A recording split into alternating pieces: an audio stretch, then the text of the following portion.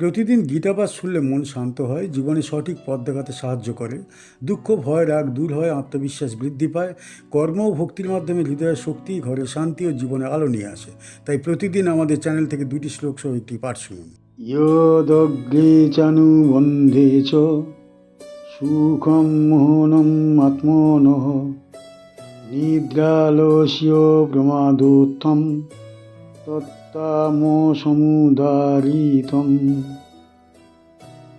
যে সুখ শুরুতে এবং শেষে আত্মাকে মোহগ্রস্ত করে, যা নিদ্রা, অলসতা ও প্রমাদ থেকে উৎপন্ন, সেই সুখকে তামসিক সুখ বলা হয়েছে।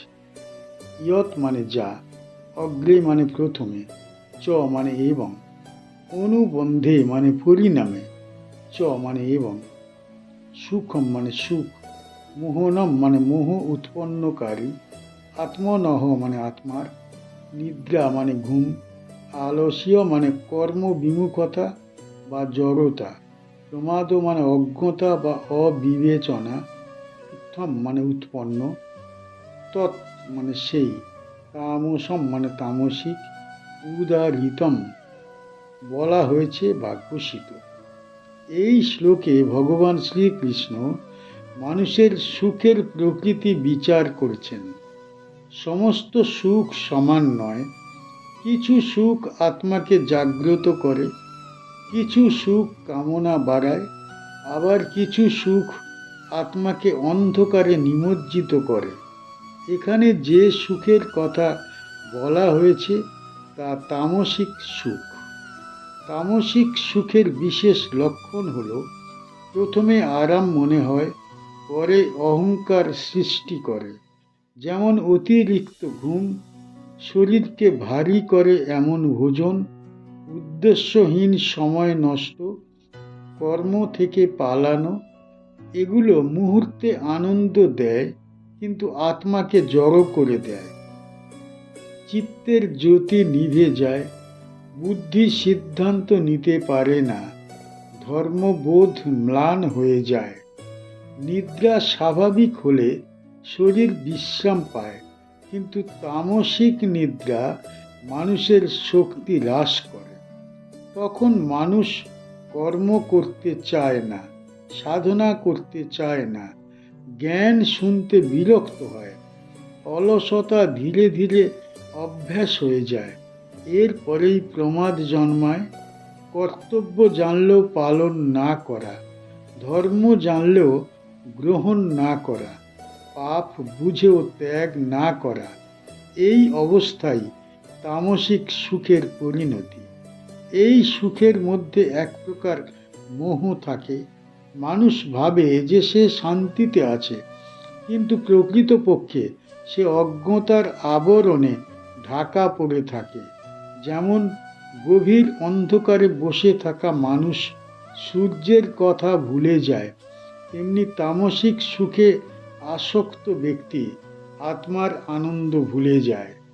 এই শিক্ষা দিয়েছিলেন ভগবান শ্রীকৃষ্ণ, কারণ মানুষের সবচেয়ে বড় শত্রু সব সময় দুঃখ নয়, ভ্রান্ত সুখ। এই শ্লোক মুক্তি ও ত্যাগের আলোচনার মধ্যে এসেছে। এখানে মানুষ কেন ভুল পথ বেছে নেয় তার ব্যাখ্যা করা হয়েছে। মানুষ পাপকে পাপ বলে গ্রহণ করে না, কারণ তা তাৎক্ষণিক কষ্ট দেয় না, বরং আরাম দেয়। তাই সে ভাবে সেটাই সুখ। ধর্মের পথ প্রথমে কঠিন বলে মনে হয়, ব্রহ্মচিন্তা, নিয়ম, জপ, সাধনা, সৎকর্ম, কিন্তু তা আত্মাকে জাগ্রত করে।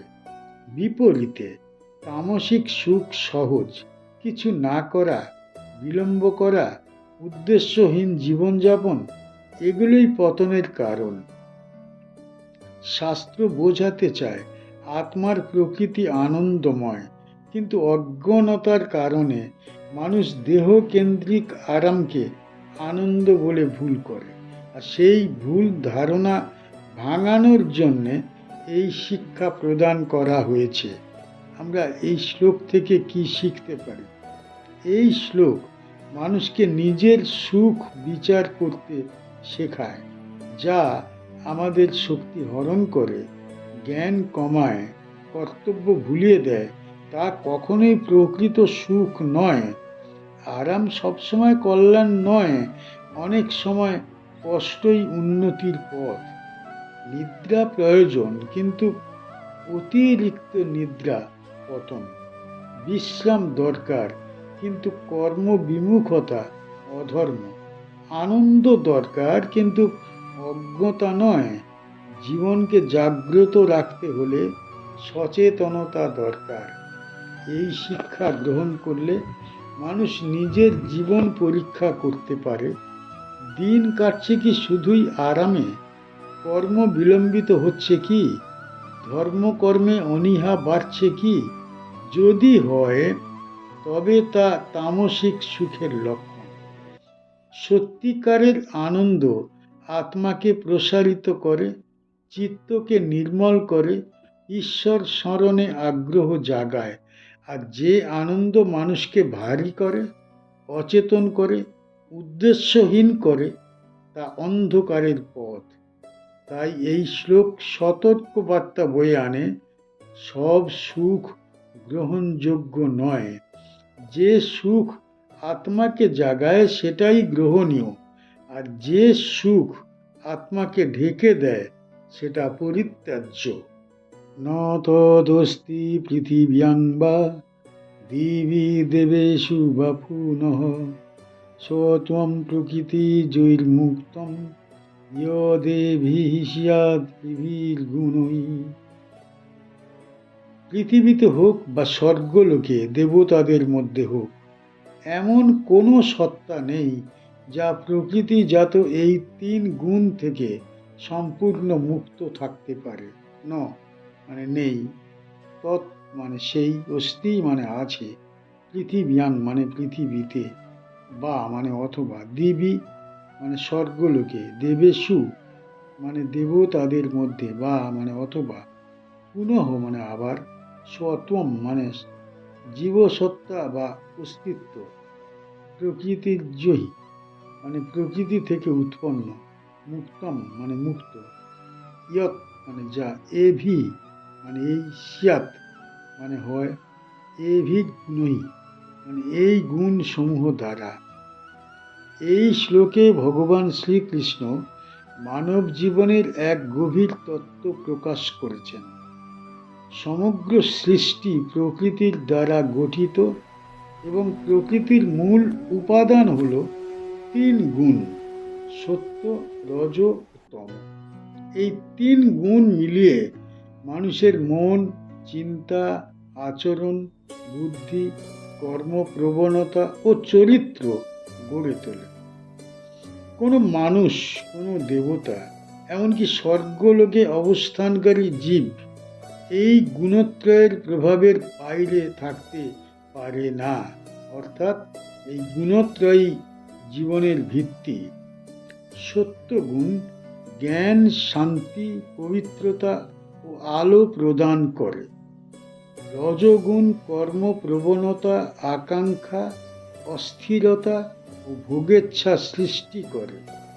তমগুণ অজ্ঞানতা, অলসতা, বিভ্রান্তি ও জড়তা আনে।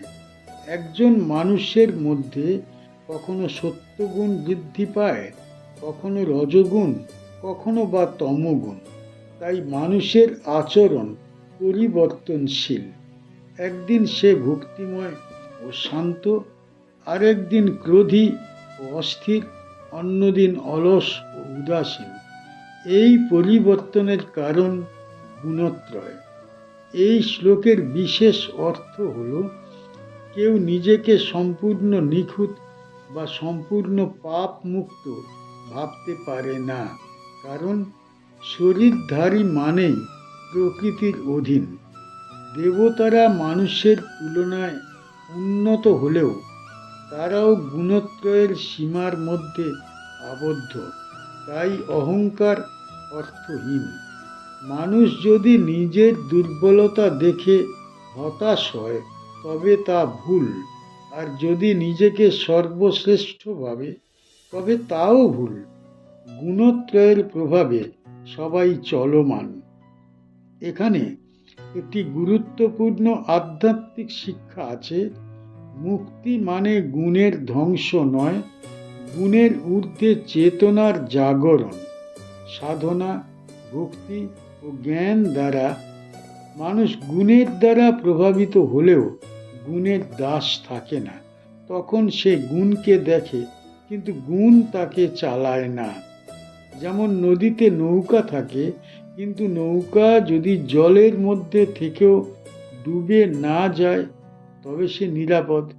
তেমনি জীবনের মধ্যে থেকেও গুণের আসক্তি না থাকাই প্রকৃত যোগ। অষ্টাদশ অধ্যায়ে ভগবান শ্রীকৃষ্ণ কর্ম, জ্ঞান, বুদ্ধি, ধৈর্য, সুখ ও কর্তব্যকে 3 গুণ অনুযায়ী ব্যাখ্যা করেছেন। অর্জুন জানতে চেয়েছিলেন সত্যিকার ভাবে মুক্ত এবং কে বদ্ধ। উত্তরে ভগবান বোঝালেন, যতক্ষণ শরীর আছে ততক্ষণ গুণত্রয় আছে। তাই সংসার ত্যাগ করলেই মুক্তি নয়, প্রকৃত মুক্তি হলো আসক্তি ত্যাগ। আর এই শ্লোক সেই উপদেশের সার সংক্ষেপ। এই শ্লোক থেকে আমরা কি শিখতে পারি? এই শিক্ষা মানুষকে বিনয়ী করে। অন্যের দোষ দেখলে ঘৃণা না করে বোঝা যায় যে সে তমগুণে আবদ্ধ। অস্থির মানুষকে বুঝতে পারে সে রজগুণে আক্রান্ত। শান্তি ও জ্ঞানী মানুষ সত্যগুণে প্রতিষ্ঠিত। তাই বিচার নয়, সহানুভূতি জন্মায়।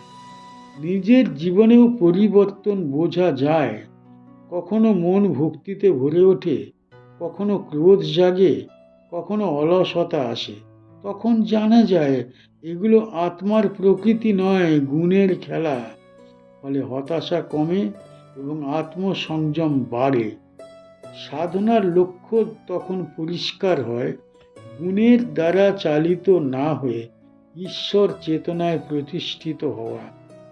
কর্ম করতে হবে, কিন্তু অহংকার নয়। ভোগ থাকবে, কিন্তু আসক্তি নয়। বিশ্রাম থাকবে, কিন্তু জড়তা নয়। এই শ্লোক মানুষকে শেখায় সকলই প্রকৃতির অধীন। তাই কাউকে তুচ্ছ করো না, নিজেকেও ঘৃণা করো না। জ্ঞান অর্জন করে গুণের ঊর্ধ্বে উঠতে চেষ্টা করাই মানব জন্মের প্রকৃত প্রয়োজন।